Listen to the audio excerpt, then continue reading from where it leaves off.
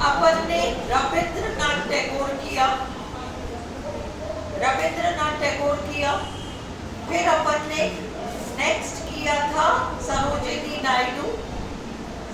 नायडू भी किया था, और इंडियन राइटर्स में हमने उसके बाद किया था मुल्कराज आनंद किया था। 3 राइटर्स। आर के नारायण अभी हमने किया नहीं, अभी अपन ने आर के नारायण नहीं किया। और अब अपन कर रहे हैं तोरू दत्त। इनका असली नाम था तारा लता दत्त। तारा TARA तारा, लता LATA, दत्त DUTT, तारा लता दत्त। चलो इसके बारे में पढ़ते हैं। इंडियन राइटर थी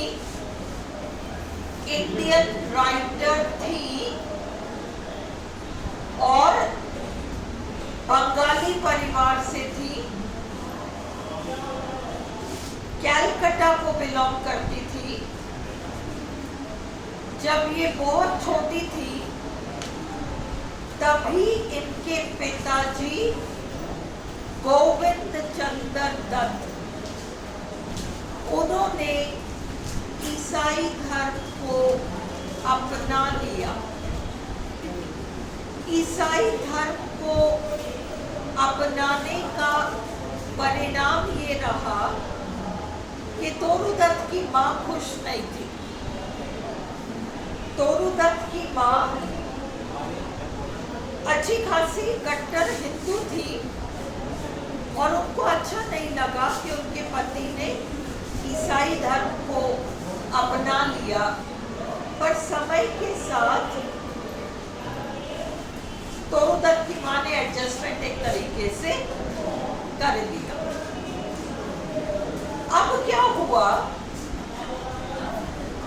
ये जो माँ थी इनको रामायण महाभारत पुराण इन सब की सारी अच्छी नॉलेज थी और वो अपने बच्चों को कहानियां सुनाया करती थी उन पर आधारित, महाभारत पर आधारित पौराणिक कहानी किस्से वो सुनाया करती थी। इसे बहुत छोटी उम्र से तो क्या करूं मैं,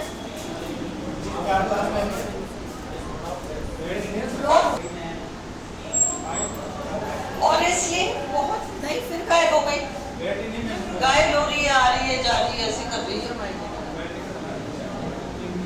और इसलिए बहुत छोटी उम्र से तोरू दत्त ने कहानी किस्सों को सुन रखा था और इन्हीं को आधार बनाकर उन्होंने अपनी पोइट्री लिखी।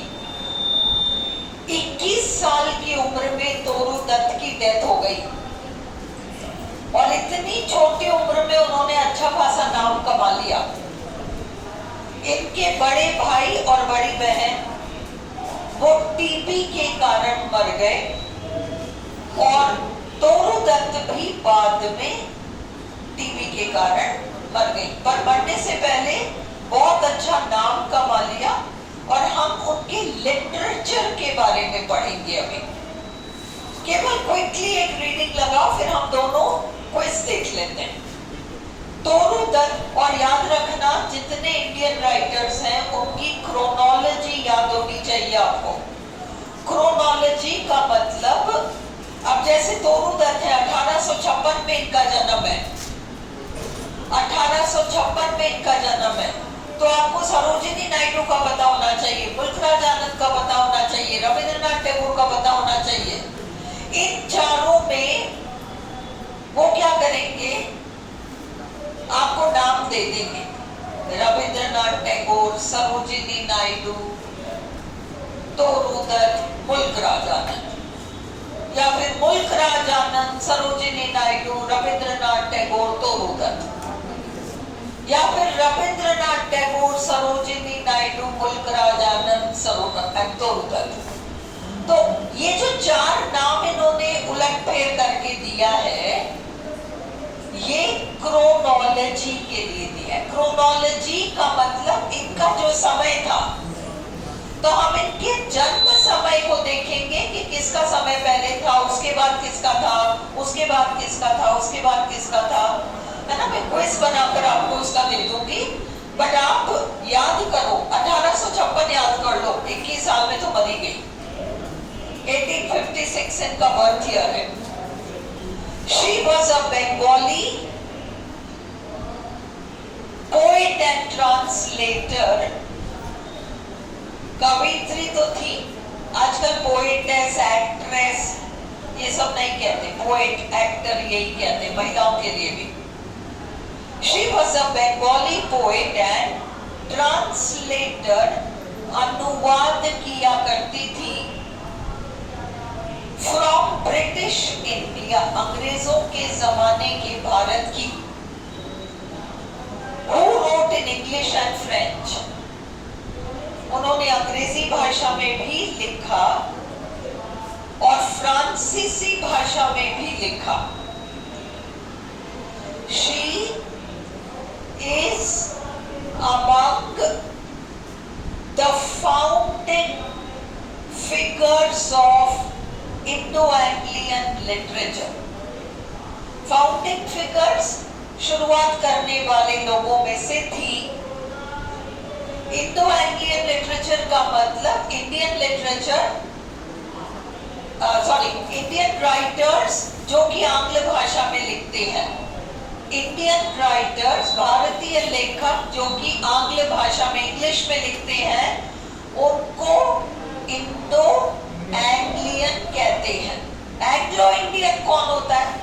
ऑप्शन में एंग्लो इंडियन भी होगा, गलत होगा आंसर। एंग्लो इंडियन का मतलब जैसे एक, दोनों पेरेंट्स में से एक तो इंग्लिश और एक इंडियन, उनकी संतान एंग्लो इंडियन है।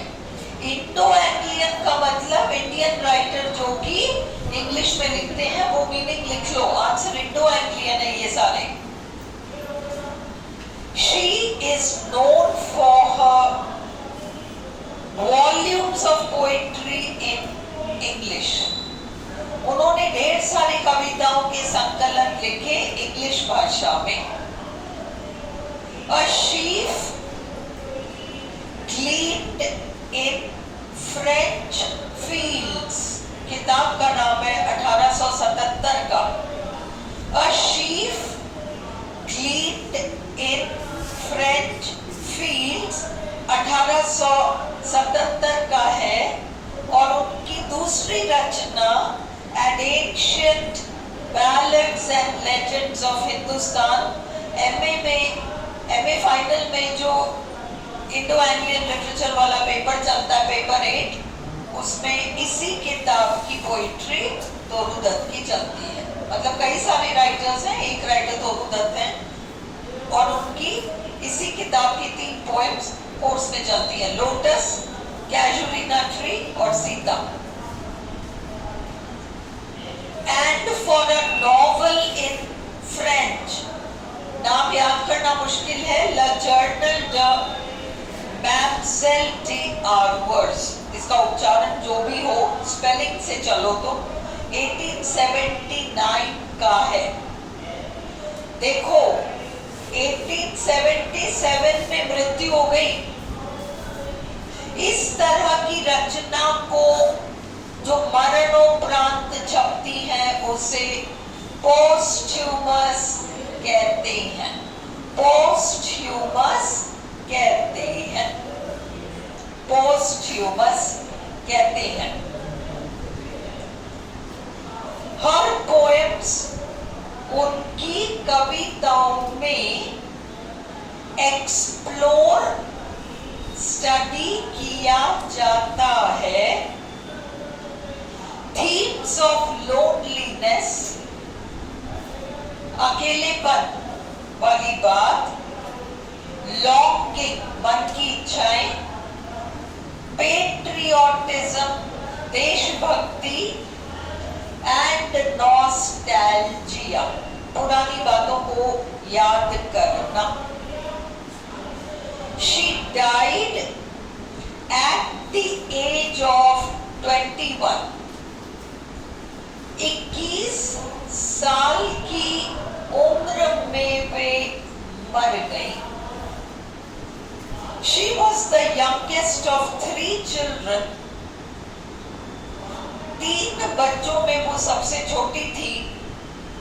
आरू उनकी बहन थी, बड़ी बहन, अब्जू उनके भाई थे।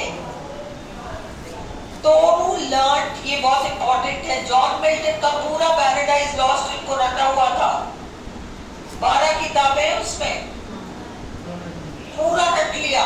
एक किताब में 800 लाइन्स होगी, सारा इन्होंने रट लिया। Toru learn John Milton's epic poem Paradise Lost by heart. उसको याद करना इसलिए मुश्किल है। देखो, हम कई बार सुनते किसी को कोई चीज कंठस्थ याद है, कितने लोग हैं जिनको रामायण ही कंठस्थ याद है, बहुत सारी ऐसी हैं। बट ये जो मिल्टन का पैराडाइज लॉस्ट है ना, ये गद्य रचना है। गद्य को याद करना बड़ा मुश्किल होता है, पद्य को याद करना बिल्कुल, कोई भी मतलब अपन नहीं कर रहे तो भी बहुत सारे लोग हैं जो याद कर लेते हैं, है ना, अच्छी अच्छी रचनाओं को, चाहे वो इंडियन हो चाहे वेस्टर्न हो, बड़ी बड़ी रचनाएं। बट गद्य को याद रखना बड़ा मुश्किल काम है, क्योंकि ब्लैंक वर्स में वो है तो पोइट्री। मिल्टन का पैराडाइज लॉस्ट होने को पोइट्री है, पर ब्लैंक वर्स है। ब्लैंक वर्स का मतलब जिसको अपन ऐसे ऐसे ऐसे ऐसे करके याद करते हैं ना, वो संभव नहीं है, वो संभव नहीं है, इसलिए मुश्किल है। She was influenced, वो काफी हद तक प्रभावित थी, by the stories of ancient India which her mother told her. उनकी माँ उन्हें जिस तरह की कहानियां सुनाती थी, पौराणिक कहानियां, रामायण महाभारत की स्टोरीज, उनसे वो काफी हद तक प्रभावित थी। In her short life, अपनी छोटी सी लाइफ में, she became proficient in Bengali, French and later Sanskrit. वो बंगाली भाषा, फ्रेंच भाषा और बाद में संस्कृत भाषा में भी काफी निपुण रही। She left behind, उन्होंने पीछे छोड़ा, an impressive collection of prose and